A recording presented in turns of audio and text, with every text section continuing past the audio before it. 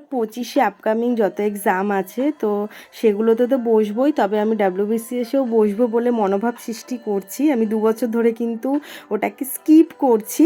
তো বাকিটা তোমাদেরকে অনেক প্ল্যানিং আছে, আমি ভিডিওর মানে এন্ডিংয়ে গিয়ে বলছি। তো এটা হচ্ছে আজকের আমার টু ডু লিস্ট, যেখানে 2020-তে মানে অনুপাতে ম্যাথ রেখেছি, ইংলিশ বেঙ্গলি তো আছে। যেটা আজকে শো স্টপার সেটা হচ্ছে আমার রিভিশন, যার জন্য আমি প্রপার 4 আওয়ার্স মানে দেবো তো দেবো, পড়া হয়ে গেলেও সেটাকে এইভাবেই করব। আর স্পিকিং ট্রি অ্যান্ড ডেমো হচ্ছে প্রাইমারির। চলো আগে চা খাই, চা না খেলে আমার মাথা ব্যথা, কপালে ব্যথা, হাতে ব্যথা, বুকে ব্যথা, কোনো ব্যথাই যায় না। চা আমার দরকারি। দেন স্টার্ট করছি ম্যাথ। আর প্রফিট অ্যান্ড লস কমপ্লিট করার পর আমি ওয়ার্ক অ্যান্ড টাইমে চলে এসেছি। ওয়ার্ক অ্যান্ড টাইম আর ওইদিকে টাইম অ্যান্ড ডিস্টেন্স কিন্তু একসাথে চলছে। আর তার মধ্যে কিছু কিছু রেখেছি, ঐকিক নিয়মেরগুলোও ঢুকিয়েছি। এইভাবে কমপ্লিট করছি। তো দেখো আমার ম্যাথ কমপ্লিট, প্রায় অনেকটা টাইম লেগেছে। এরপর আমি টাইমার সেট করে নিয়েছি। এবার পড়বো হচ্ছে আমার জিওগ্রাফি। আর এই জিওগ্রাফি যেদিন পরীক্ষার আগে একটা ফাইনাল রিভিশনে আসবো, সেদিন আমি এই জিনিসগুলোকে না ম্যাপ দ্বারা পড়বো, বুঝলে তো? তো চলো একটু পড়া যাক।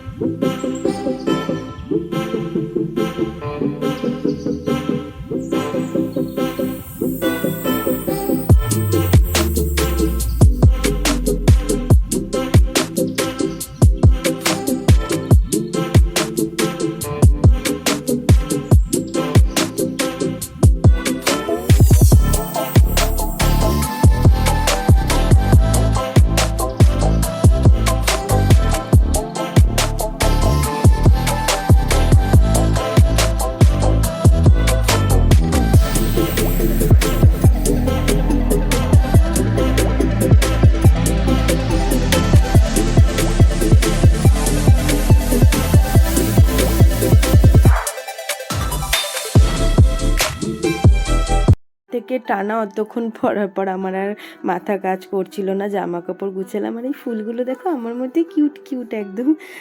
দেন ঘরের কাজকর্মগুলো তো ওটা তো ভাই ঝাড়ু মারো, পোছা মারো, ডেলি এই রুটিন হ্যাঁ। আর সত্যি এগুলো করলে না আমার মাইন্ড প্রচুর রিল্যাক্স। এখন জাস্ট স্নান করে উঠলাম, 3টে মতো হয়তো বাজে। আমি খেয়ে দিয়ে ঘুমাবো, কারণ 2টো ব্যাচ পড়ানো আছে। আর তার জন্য আমার এত মানে শিডিউল করা যে আমাকে লেট নাইট আজকে পড়তেই হবে। তো আমি যখন পড়া স্টার্ট করছি তারপরে আসি। স্নান করে খেয়ে দিয়ে ধপাস গলা ব্যথা করছিল, উঠে গরম জল করলাম, ওদেরকে পড়িয়েছি। পড়ানোর পর আমি এবার পড়বো পলিটি পার্লামেন্ট। আর সত্যি কথা বলতে কচ্ছপের মতো এগোতে এগোতে কিন্তু আমার পলিটি প্রায় কমপ্লিটের পথে। আর হয়তো মানে 1 সপ্তাহ দেড় আমার পলিটি কমপ্লিট হয়ে যাবে। তো চলো একটু পড়ে নিই।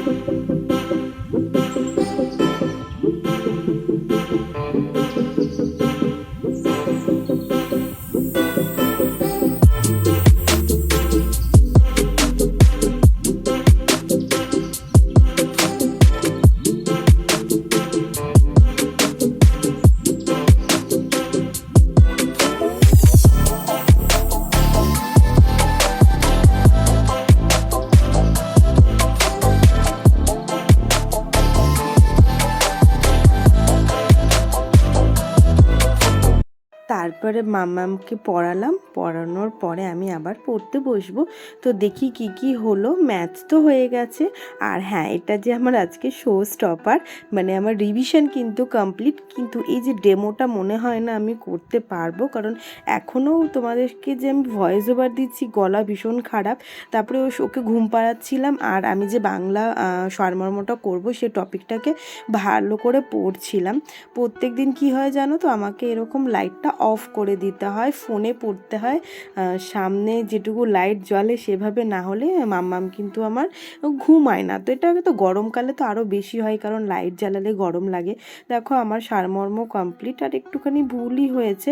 তারপরে আমার প্রিসাইজের যে 5টা ক্লাস আছে, এখন আমি সেগুলোকে খুব ভালো করে রিভাইজ করব। কারণ এটা 5টা ক্লাস না, এটা 5টা স্টেপ বলতে পারো, 5টা স্তম্ভ বলতে পারো, যেটা আমার প্রিসাইজের ক্ষেত্রে হেল্প করছে। আর আমার এই 5টা ক্লাস হচ্ছে প্রচুর ইম্পর্টেন্ট। তো আমি এটাকে রিভিশনের মতো যতদিন মেন্স হচ্ছে না আমি রাখবো। তো চলো কথা না বলে রিভিশনটা করে নিই তাড়াতাড়ি।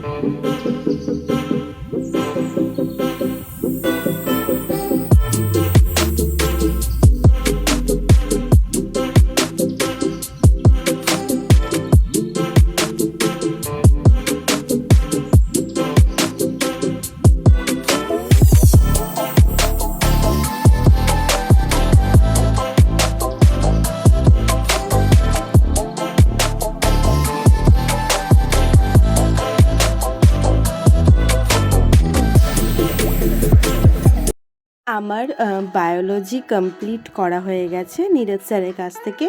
পলিটি হয়তো 4টে, জিওগ্রাফি 5টা মতো এরকম বাকি আছে। আর যদি আমি ফেব্রুয়ারির মধ্যে কমপ্লিট করতে পারি, মার্চে আমি ইকোনমিক্স অ্যান্ড হিস্ট্রি কমপ্লিট করব। আসলে কি জানো তো, আমার ডাব্লিউবিসিএসে মানে এই বছরে যেটা আছে 25-এ বসার ইচ্ছা আছে। তো যদি বসি, যদি ফর্ম ফিল আপ করি, সেভাবে নিজেকে প্রস্তুত করেই বসবো। কারণ এই এজে এসে আমার সেই বয়স আর সেই ক্ষমতাটা নেই যে পরীক্ষায় বসে হল থেকে বেরিয়ে আমি চোখের জল ফেলি। কারণ এর আগেও আমি ডাব্লিউবিসিএস প্রিলিমস দিয়েছি, কিছু কিছু নাম্বারের জন্য না মানে আমি কাট অফ ক্লিয়ার করতে পারি না। আর তার মেন রিজন হচ্ছে ল্যাক অফ মক টেস্ট। আমি মক টেস্ট দিতাম না, সিরিয়াসভাবে নিইনি। সত্যি কথা বলতে লাইফে নিজের প্রবলেম নিয়ে এতটা ঘেটেছিলাম না, আমি পড়তাম কিন্তু ওয়েটা জানতাম না। কম্পিটিটিভ মানে just for read huge books সেটা না, একটা প্রপার প্ল্যানিং, একটা প্রপার মেথড, একটা প্রপার টেকনিক নিয়ে চলতে হয়। এটা যেটা আমি অ্যাপ্লাই করেছিলাম ক্লার্কশিপ আর মিসলেনিয়াসের ক্ষেত্রে। মিসলেনিয়াসে আমার নিজের বোকামির জন্য আমি ভেবেছি কাট অফ তো 50-55 ক্রস করে না, সেখানে আমি অ্যাটেন্ডই করিনি 55-50-এর বেশি। আর ক্লার্কশিপটা আমি ভালো দিয়েছি, সেই টেকনিকে আমার ফল আমি পেয়েছি। তো এই 2025 ডাব্লিউবিসিএসের মানে ডাব্লিউবিপিএসসির যতগুলো পরীক্ষা হবে আমি নিজেকে প্রস্তুত করছি, আমি যেন সেইভাবে পরীক্ষার হলে যেতে পারি, ভালোভাবে পরীক্ষা দিতে পারি। কারণ ছেলে খেলা করার বয়স আর নেই। আর সত্যি কথা বলতে এবার কিছু একটা করতে হবে, এমনই একটা মনোভাব রয়েছে। ঠিক আছে, তো এটা ছিল আমার আজকে রিভিশন ব্লগ। আর কিছু মনের কথা তোমাদের সাথে শেয়ার করার ছিল, সেগুলো আমি শেয়ার করলাম। আশা রাখি তোমরা পুরোটা শুনবে। সবাই খুব ভালো থেকো। তো চলো, টাটা, বাই। প্রত্যেক দিন মিনি ব্লগ দেবো, আর উইকলি 2 থেকে 3 দিন আমি বড় ব্লগ দেবো। ঠিক আছে, সবাই একটু সাপোর্ট করো, রিচ কমে যাচ্ছে।